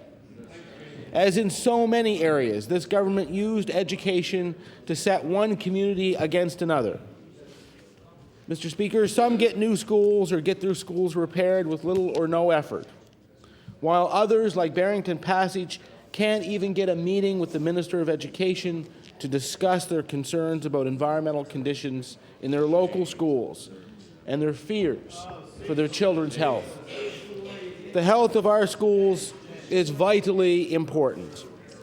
That is why we have insisted that there should be an annual public audit of the air and water quality in our schools. An audit that would ensure parents, teachers, and students know what kind of environment our children are learning in. This government has most spectacularly failed with special needs children in our schools. This was a promise made and then a promise forgotten, Mr. Speaker. Schools that lack proper resources to assess children at an early age, assessments that would provide those children with the necessary treatment that they require. The Special Education Implementation Review Committee report made 34 recommendations aimed at improving access to services for children with special needs and thereby improving the school system for all students. The government said that it would respond to that report and has yet failed to do so. The Liberals have not said what they would do with this report. And I believe that if they are serious about education, they must make this commitment and they must agree to fund the recommendations. We are the only ones who have committed to working with parents, educators, and health professionals to implement the SEIRC recommendations. Because that, Mr. Speaker, is an investment in ensuring that Nova Scotia children and their families across the province receive the assistance they need when they need it most. It's an investment that means significant new learning opportunities in every school and almost every classroom. The government will, of course, require a new common report card for students, but it will not provide the support required in order to ensure that what is on that report card is success for our children. Mr. Speaker, and speaking of the Liberals, thanks to their introduction of the wrong-headed P3 school construction scheme, we are haunted by developers taking a cut from children's fundraising activities and communities being virtually locked out of schools in their communities by sky-high rental fees. Mr. Speaker, that's P to 12. What about the Conservatives' commitment to post-secondary education? Well, when it comes to this government's commitment to ensuring access to higher education so that young people can realize their potential, it is a record that is nothing short of neglectful. Following the lead of the Liberal government before them, this government has increasingly shifted the burden of who pays for university education onto the shoulders of students and their families. The results are alarming. More students unable to achieve their potential. More students facing unmanageable debts at the end of their education. Order, debts please. that drive... Order, please. The Honourable Leader of the Official Opposition has the floor. Thank you, Mr. Speaker. These are debts that drive more and more students to other provinces or out of the country where higher salaries are. It's why we have committed ourselves to a course of action to help students and their families that includes increases in operating grants to university to cover the increases in their operating expenses. The result of this policy would be to stop tuition from rising, a policy commonly referred to as a tuition freeze. And, Mr. Speaker, the immediate reinstatement of a loan remission program that actually achieves what it should, Mr. Speaker, as opposed to the pale imitation that was introduced by the Minister of Education just a short time ago. And, Mr. Speaker, we are committed to working with all concerned parties to develop a plan for predictable, stable funding for universities, a plan that takes the unfair and unmanageable financial burdens off of students and their families. Mr. Speaker, the speech was shockingly disrespectful when the government suggested that only 2 of this province's universities were among the best in the country. We are, of course, proud of Acadia and St. FX. But make no mistake, Mr. Speaker, we are also proud of the students who attend Dalhousie, St. Mary's, the University of College Cape Breton, College St. Anne, King's College, Mount St. Vincent, the Nova Scotia College of Art and Design, the Atlantic School of Theology, and the Agricultural College. Serving these students, Mr. Speaker, these institutions all provide high-quality, world-class education, Mr. Speaker.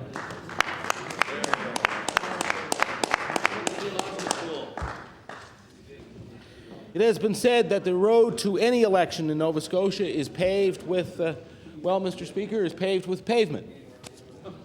And despite the promises to take the politics out of pavement, this government has done just the opposite. It promised Nova Scotians that they would see a paving priority list so that those who most need it, new or improved roads, would get them, rather than paving being done based on who you voted for. What happened to this commitment, Mr. Speaker? Did they just forget about it? They put it through the shredder, Mr. Speaker? I must assume that they just were not serious about it when they made the promise. This is a government that has made its most senior member declare in no uncertain terms the most dangerous highway in this province, Highway 101, would be twinned. And now, Mr. Speaker, we have the specter of a Tory provincial government fighting with a federal Liberal cabinet minister over who gets the most paving in areas where they have political interests, Mr. Speaker. It's a shameful disservice to the people of this province. The throne speech, Mr. Speaker, talks about the potential that this province holds, and I agree that so much is so close at hand and that we can realize that potential. Perhaps one of the greatest opportunities rests with the offshore, something barely mentioned in the throne speech by this government. During the last election, though, Mr. Speaker, the Tories promised to get a better deal from our offshore resources than the Liberal government had achieved before. Has it happened, Mr. Speaker? No, not at all. That's why we raised the question about what happened to the Alma platform jobs that should have come here, but instead went to Louisiana. Understandably, Nova Scotians asked the question, why are we not getting what we ought to from our own resources? Poor deals have been signed and opportunities thrown away. Poor deals that have not been improved on by successive governments, despite the promise to do so, Mr. Speaker. We should not be locked into the offshore royalty regime that exists, Mr. Speaker. The return on the present offshore royalty regime is so poor that the net royalties to Nova Scotia in 2001 from $1 billion of natural gas production was 0.53% of the money that came from our natural gas. Mr. Speaker, well, what about the benefits? Well, improvements there would mean that more Nova Scotian companies should get work, more individual Nova Scotians should get jobs. But we can only achieve a better deal if we negotiate it, Mr. Speaker, and something that I learned a long time in business, in politics, representing the people of my constituents, is that if you're going to wait around until you get what it is you deserve, you're going to wait a long time. Because, Mr. Speaker, what you get is what you negotiate, not what you deserve. And the problem has been, Mr. Speaker, that this government, like the government before it, have been poor negotiators. All the jobs in the Dartmouth shipyard being done by Newfoundland. Mr. Speaker, I was interested to read in the throne speech something called Just Imagine, a section that this government in that section the government imagines a day when homes here in Nova Scotia burn Nova Scotia gas. The one thing, Mr. Speaker, that the government should know is that what guarantees a poor tomorrow is poor planning of today. Deeds are important, not words. I suggest it will take more than imagining. It will take more than wishing. Wishing will not make it so.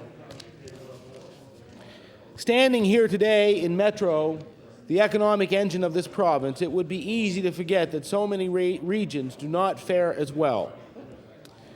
As we all understand, a strong metro region benefits other areas of the province. But the opposite is also true. Stronger communities across this province will strengthen Metro. We can't create a strong, viable province without paying attention to economic development in the whole of the province. Metro should be absolutely concerned about what is good for Metro.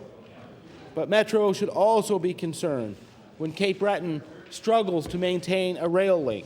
Metro should be equally concerned about the economic development opportunities going unrealized in the Strait. We must concern ourselves with the economic development of areas like Queens County, so that the constant draining away of people there is halted and reversed. The loss there is profound, Mr. Speaker, but it is also being felt here, because a loss of tax base there increases the burden here. We have to ask ourselves why a centre like Sydney shouldn't have an economic model like Metro has to bring its people new economic development. Residents all over the province have the right... Order, please. Yes, the members to take their conversations outside, please. Very difficult for the Speaker. The Honourable Leader of the Official Opposition has the floor. Thank you, Mr. Speaker. Residents all over this province have the right to development tools to develop their strengths, economic development that allows them to succeed. We must not throw up new roadblocks in the way of economic development in other areas of the province, like introducing more toll roads, Mr. Speaker. We must not, as this government has done in its mandate, set one municipality against another for political gain. That is a recipe for a weaker Nova Scotia. It is also beyond my comprehension why a government that virtually assured its victory in the last election by appealing to rural voters has turned around and broke the promise to look after rural interests. And there is no more blatant example of that, Mr. Speaker, than this government's gutting of the agricultural production branch that has been replaced by a privatized system that charges hard-pressed farmers for necessary services. I think we can all agree, Mr. Speaker, that we can forge a better deal for the people and for the families of Nova Scotia. Gordy will change that now. Mr. Speaker, one of the things, as I mentioned, was the number of borrowed things that existed in the throne speech. And I couldn't help be struck, as the Premier said to reporters yesterday, that if he hears a good idea, he doesn't care where it came from. Well, Mr. Speaker, I appreciate that. But it's one thing to follow the lead in identifying the challenges that face Nova Scotia's families today, but you also must go the next step and borrow the practical solutions that we have also brought forward. In this session and into the next election, we will also ask Nova Scotia families some basic questions. What has 4 years of Tory government that ignored your basic needs done for you? Are you better off than you were 4 years ago in the things that matter to you, your family, and your community? Is it easier for you to make ends meet now than it was in 1999? We will ask questions and we will continue to develop solutions for families who live in this province with the second lowest minimum wage in the country.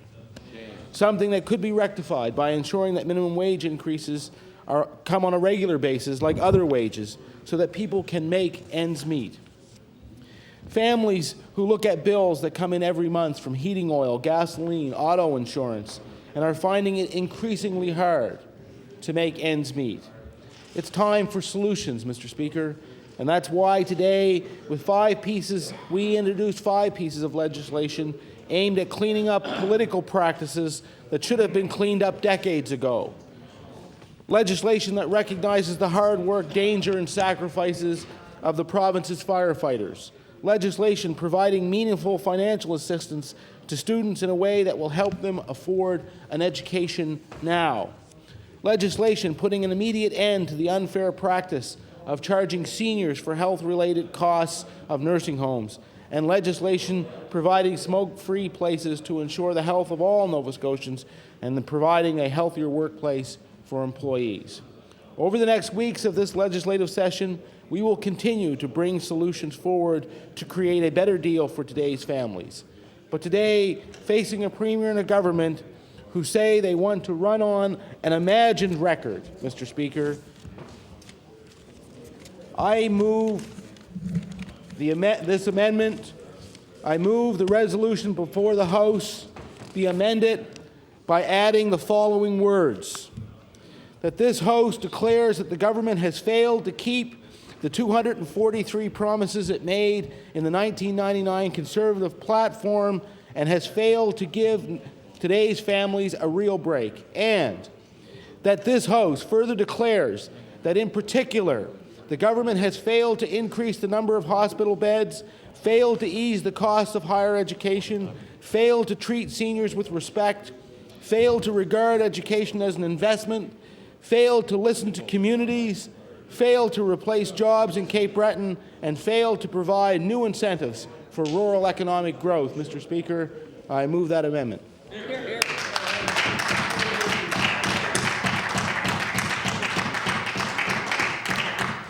The honourable member for Cape Breton South. Thank you very much, Mr. Speaker. It's easier to speak of the amendment. Yeah. Thank you very much, Mr. Speaker, and it's pleased to rise in my place here today in reply to the speech from the throne. And at the outset, Mr. Speaker, I want to congratulate you on returning to the chair for this session, which undoubtedly will be the last session before the next election. My congratulations go out to you, and as an observer of the Speaker's role here for some time now, I can say I think with confidence that you have fulfilled your duties admirably in the chair. You have always,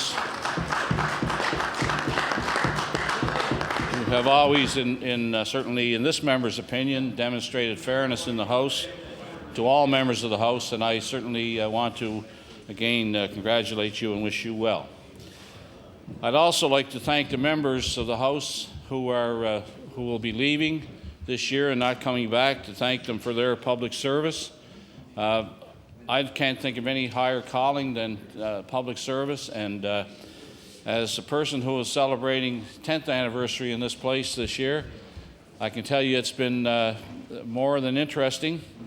It's been challenging at times, but I know that each and every member has the best interests of his or her constituents when they enter this place, and also in the interests of providing good service to the people they represent and to the province of Nova Scotia. Those who are leaving, each and every one of them leave a legacy behind, and I know that the people of Nova Scotia would agree with me that they have served their constituents well. I'd like to thank the citizens of Cape Breton South, my own constituency and part of the former city of Sydney, for the overwhelming mandates they've given me in the last 4 decades, starting out as mayor of Sydney in 1978, being re-elected in 82, 85, and receiving an acclamation in 1988, re-elected again in 1991, and in 1993 provincially, 1998 provincially, and 1999 provincially. I want to thank the people of my area for giving me those overwhelming mandates during the past 25 years. It has been a pleasure, it still is a pleasure, to serve the people of my area. And I want to say, Mr. Speaker, that my area is changing somewhat with redistribution. I'm losing some of what was called the Ashby area of Sydney, which is going to that other great constituency of Cape Breton Nova, adjacent to me, and I can tell my good friend, the member from Cape Breton Nova, that the part of Cape Breton South that I'm giving to Cape Breton Nova has rewarded me with those 20 polls with great majorities in the last couple of elections. So I would say to you, to the member from Cape Breton Nova, that certainly whoever receives the nomination for that seat can take comfort in that fact that there are a number of good people in that particular section of the city who have supported me in the past, and I refer, of course, to places like Ashby Road and Herbert Street, Cornwallis Street, St. Peter's Road, Whitney Avenue, Park Street, and the list goes on and on. Those particular areas, I'm certainly sorry to lose them, but they're going to, as I said, to another good constituency.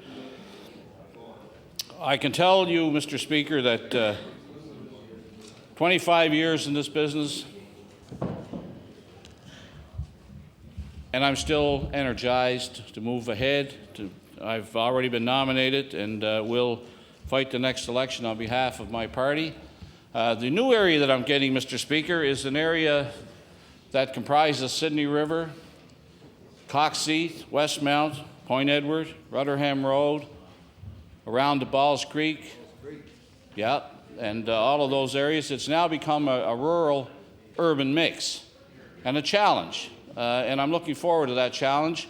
That area I inherited from both Cape Breton West and Cape Breton the Lakes, and it represents about 20% of my constituency. So I'm looking forward to meeting and greeting new people from that particular area who will now be members of the Cape Breton South constituency. But, Mr. Speaker, as I stated, I'm just getting started in this business. I don't feel that 4 decades is a long time, since 1978, to be in public office, because I want to be in public office. I'm here because I feel, pardon me, I feel that that there's no higher calling than to be able to serve the people of your area, to serve your fellow citizens. And I respect that privilege, and will, in the next election, I hope, again earn the respect and the trust of the people that I serve. I believe this election is going to be a pivotal one for Nova Scotia. Nova Scotians are going to have a clear choice in this election whether or not they want to stay with a government that has broken many promises in the past 4 years, that have not lived up to its responsibilities, or to turn to a new Liberal government in this province with a dynamic young leader who has a forward vision for this province and its people.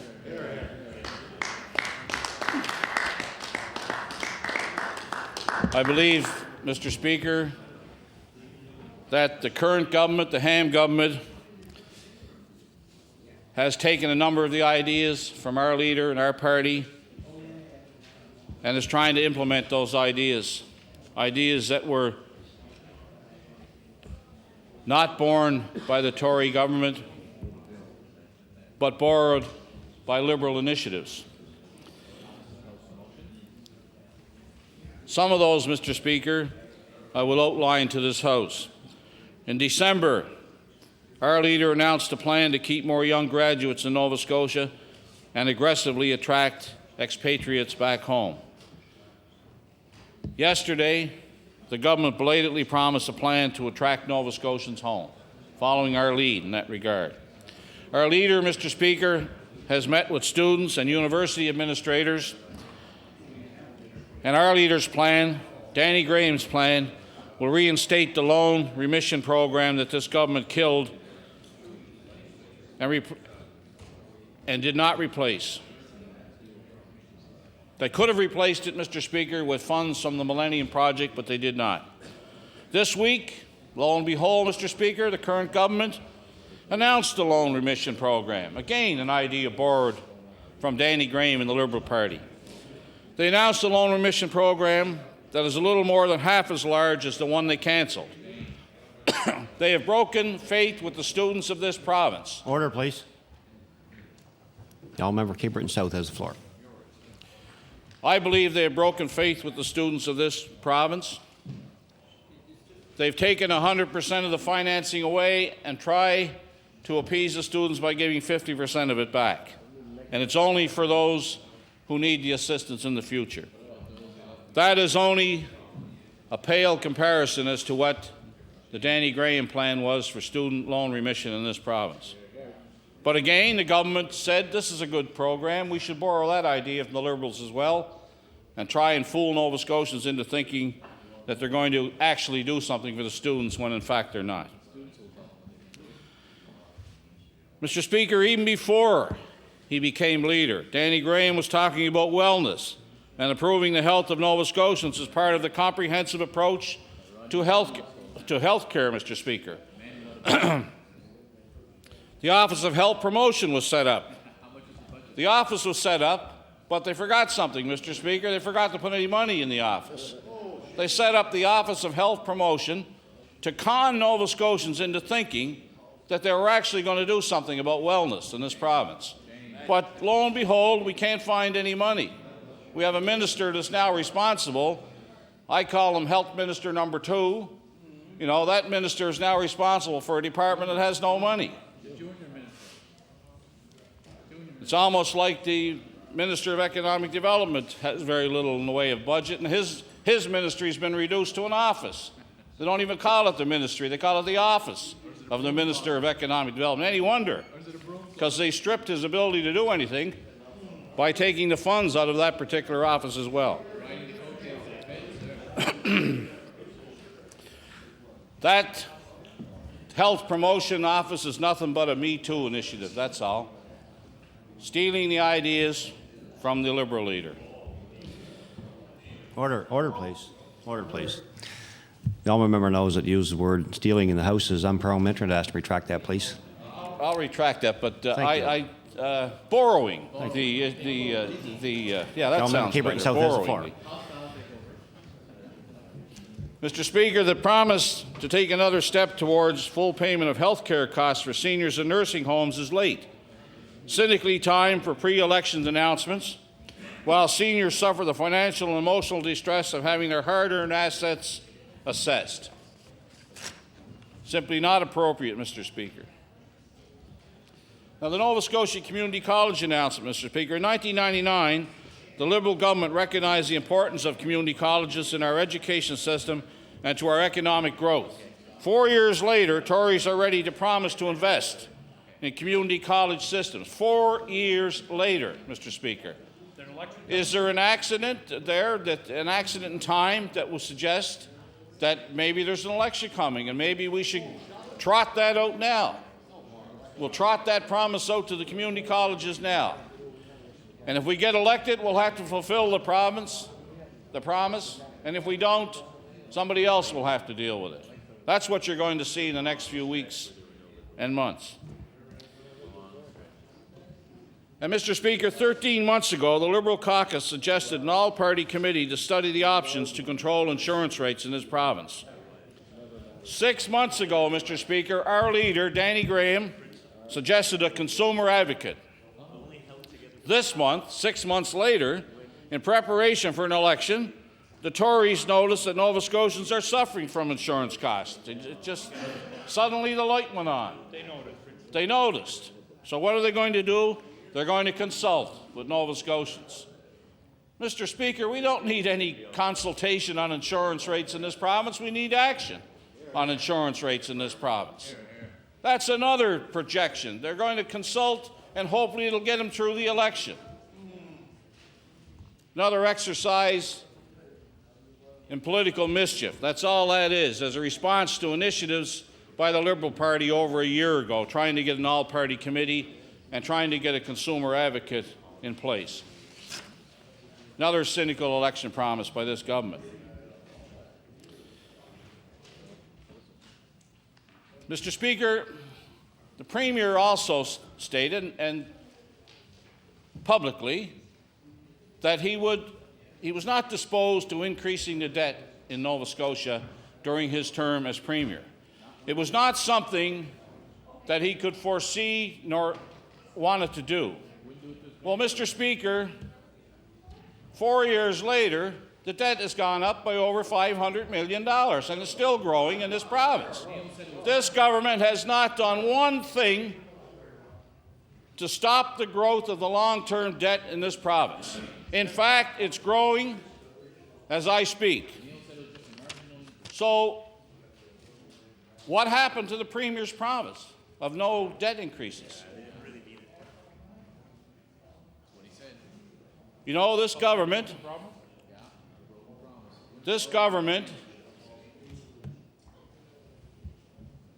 is giving people of Nova Scotia giving the people an opinion that they're giving them something back this year in the way of a tax cut. When you consider, Mr. Speaker, that user fees in virtually every goods and service that this province makes available to Nova Scotians has been increased.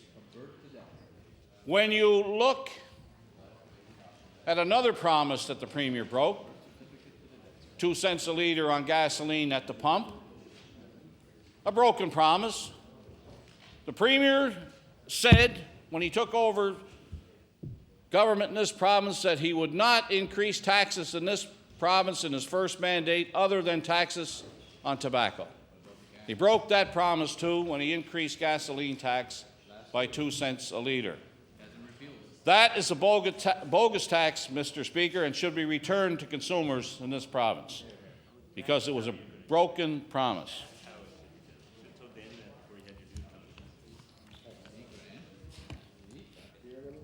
Mr. Speaker, the Tories are also taking credit for creating 26,000 new jobs in 4 years. Well, I want to remind you, Mr. Speaker, that the previous Liberal government created as many jobs in 2 years. The Tories, and you know what? Mr. Speaker? They laugh at that suggestion, but those figures come from their own website, their finance department website. That's where I'm getting those figures. So they didn't get to the website and change those figures in time before we found out what they were. Also,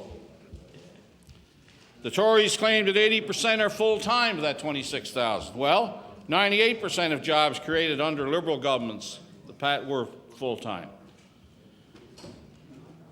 Much economic growth has been driven by offshore activity, but, Mr. Speaker, the last program to come into production was the Sable project. Mr. Speaker, there hasn't been one offshore project come into production since this government took over power. This government chastised the previous Liberal government on its handling of the Sable development, but it was the Sable development in this province, Mr. Speaker, that created all the jobs that are now in place in Nova Scotia because of offshore activity. And the construction activity that took place in this province was from the Sable project. Can this government, Mr. Speaker, point to one initiative in the offshore that has come into production? No, they can't, Mr. Speaker. As a matter of fact, Mr. Speaker, no mention of it to any extent in the throne speech. And also, Mr. Speaker, it took us a year of hammering away in this place to get the government to set up a full-time energy department in this province with a minister. And then what did they do? The former minister of the Department of Energy, or Department of Petroleum Directorate it was called, saw that he was actually going to have to do some work in an energy department, so he bailed out of there. And then they put another minister in there who has not sent any signals to the industry, the gas and oil industry in this province, that they're willing to sit down at the table and give that industry some sort of certainty as to where they can go in the future in terms of their association with Nova Scotia and what they might expect to receive from the government. That's right. All they're doing is leaving, and the government is saying so long. That's just about the size of it, you know. In other words, the Premier has said also publicly that offshore gas and oil and the offshore industry is not really important to Nova Scotia's economy in the future. It doesn't make any difference. Well, will the Premier tell me how the economy is going to grow in Nova Scotia? What is going to replace projects like Sable? Is it going to be more user fees on people who can't afford user fees? Is it going to be taxing people out of their homes? Is it going to give Nova Scotians the opportunity in the wintertime to either starve or freeze with the government's inaction? Where is the economy going to grow if the Premier states that we don't need the oil and gas industry in this province? Let them move on. Well, Mr. Speaker, they are moving on with great regularity lately. And that's a shame, Mr. Speaker, because Nova Scotia's prosperity is tied to the activity in that sector of the economy in the future.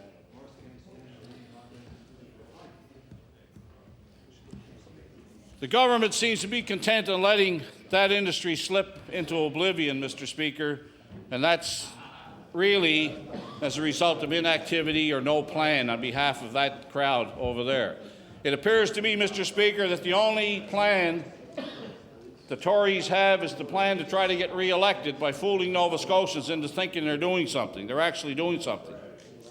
Now, Mr. Speaker, earlier today, I rose on a point of privilege regarding political advertising. And, Mr. Speaker, it's a cynical exercise on behalf of this government, and I would say, Mr. Speaker, a sleight of hand on behalf of this government to try to use taxpayers' money for political advertising purposes on a regular basis. And this government has certainly wrote a new chapter on that. When you see, Mr. Speaker, announcements being made in the newspaper about tax cuts before they're even approved in this place here, where they should be, when you see announcements of government programs before they even hit the floor of this legislature, that tells me, Mr. Speaker, that the Ham government has nothing but contempt for the legislature. And any government, Mr. Speaker, that would use taxpayers' money for political purposes, I believe, has to be called into account. And by the way, Mr. Speaker, it is not the first time that governments in this country have been called into account for using taxpayers' dollars for political advertising. And the case I outlined earlier was a case in Ontario that was proven.